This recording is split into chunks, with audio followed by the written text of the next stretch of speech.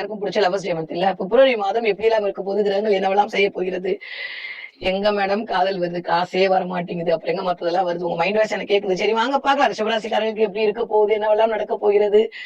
தன்னுடைய சுறுசுறுப்பு தனத்தால் அனைவரையும் சொக்க வைக்கக்கூடிய ரிஷபராசிக்காரர்களுக்கு இந்த ஒரு மாதம் வாவ் 10ஆம் இடத்துல போயிட்டு இத்தனை கிரகங்களுடைய ஒரு சேர்க்கை நிகழ காத்திருக்கிறது.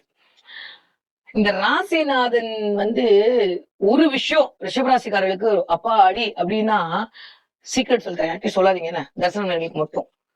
ராசிநாதன் உச்சத்தை நோக்கி பயணப்பட போகிறார். எப்பயுமே நம்ம அப்படியே ஓடிட்டு இருக்கும் போது ஃபர்ஸ்ட் நம்ம தான் போய் தொட போறோம் அப்படின்ற போது எவ்வளவு சந்தோஷமா ஓடுவோம்.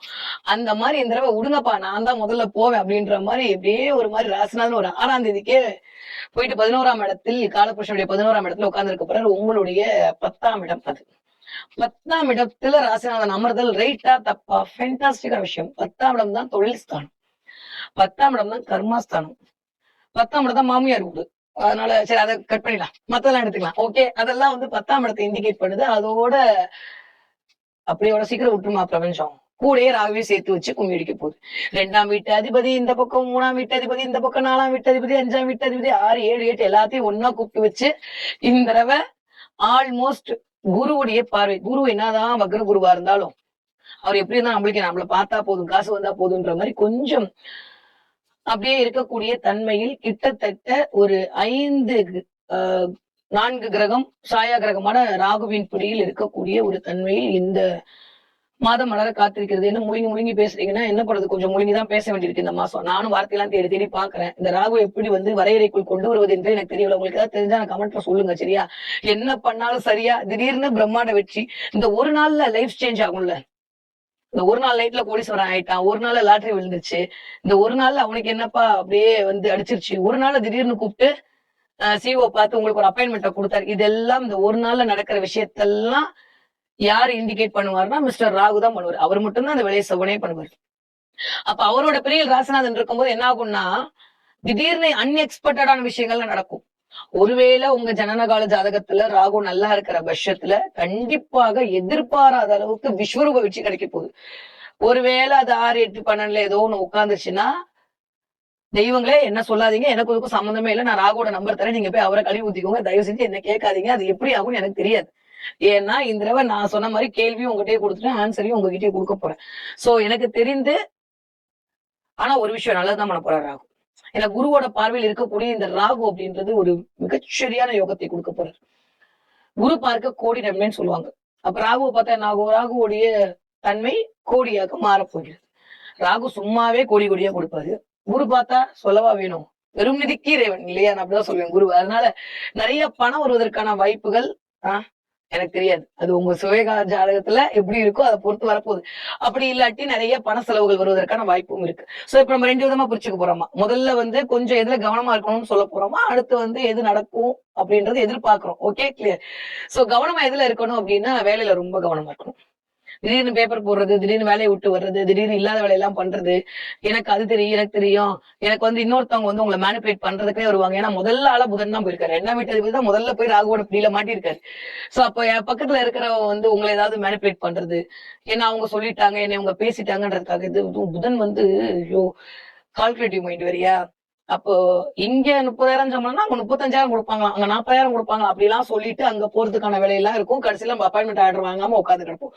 அதனால ஒரு வேலை இருந்தால் மட்டும் கிடைச்சிருச்சுன்னு சொன்னா மட்டும் இருக்கிற வேலையை காலி பண்ணுங்க. இல்ல வேலையில ஒரு சின்ன சின்ன தடைகளும் தாமதமும் வருவதற்கான வாய்ப்புகள் இருக்கு. இது ஒரு மாதிரியான நெகட்டிவ்.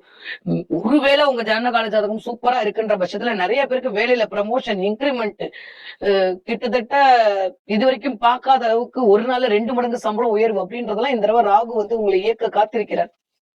சோ ராசிநாதனோடு சேர்ந்து இருக்கக்கூடிய ராகு சுக்கிரன் ராகு காம்பினேஷன் அது எப்படி எடுத்துக்கிறது, சுக்கிரன்னாலே சொபஸ்டிகேட்டடு, ராகுன்னா பிரம்மாண்டம். அப்ப என்ன பண்ணுவோம், நிறைய இந்த தடவை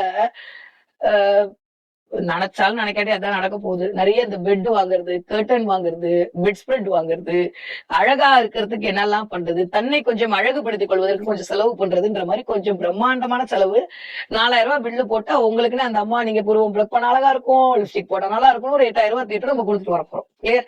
அதனால இந்த தடவை கொஞ்சம் உங்களுடைய அழகுக்காக சில செலவுகள் மேற்கொள்ள வேண்டிய மாதமாக இந்த மாதம் இருக்கு. ஓகே.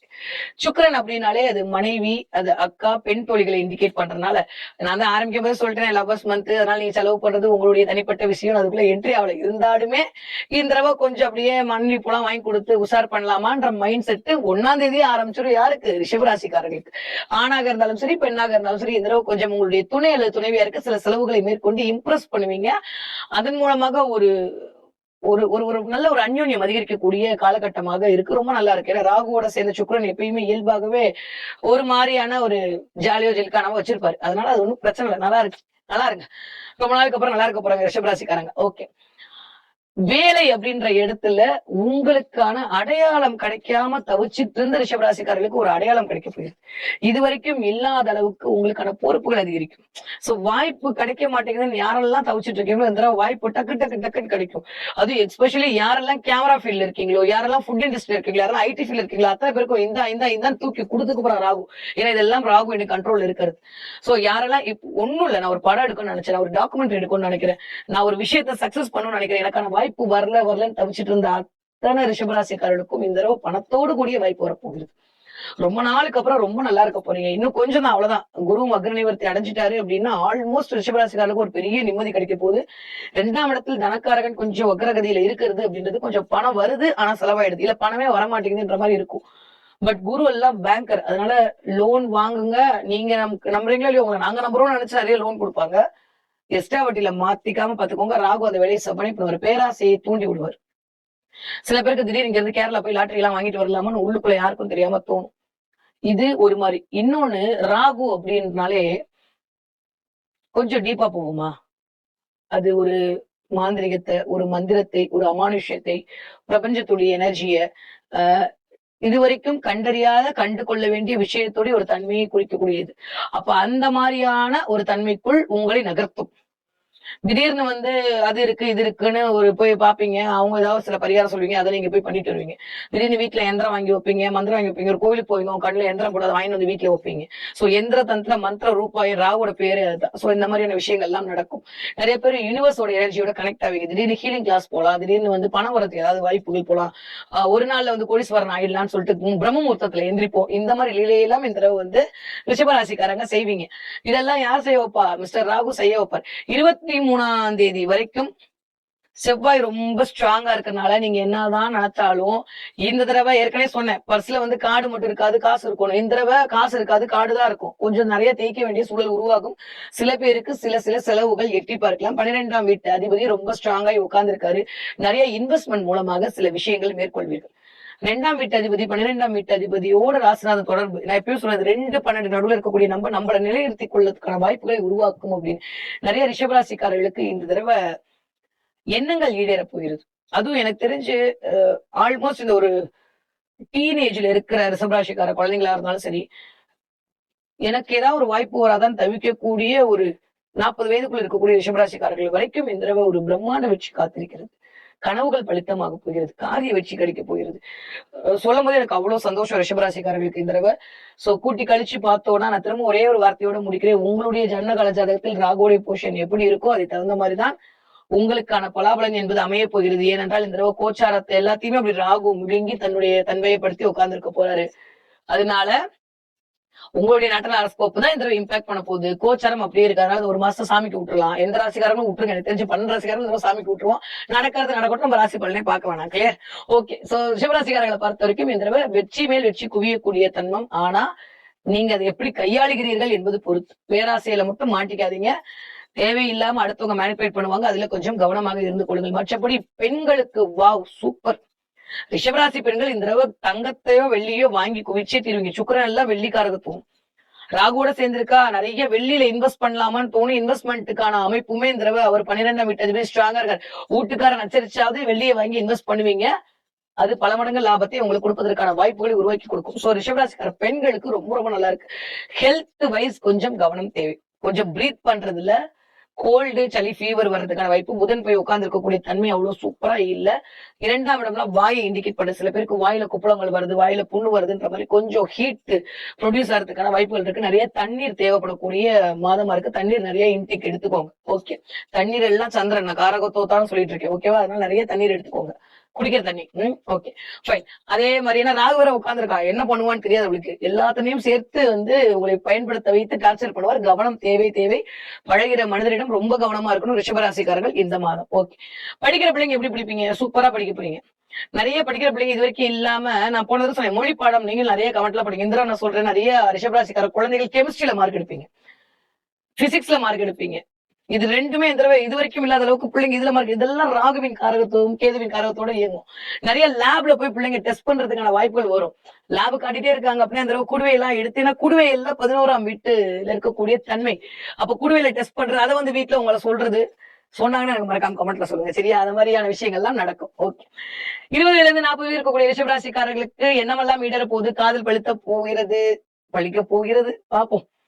உங்களுடைய நாட்டராஸ்கோப்ல ராகு எப்படி இருக்கானா என்ன காமெடி பண்றான்னு எனக்கு தெரியாது. பட் ப்ரப்போசல் நடக்கும். அது எஸ் ஆர் நோ அப்படின்றது உங்களுடைய தசாபுதியை பொறுத்து இருக்கிறது. கிளியர்?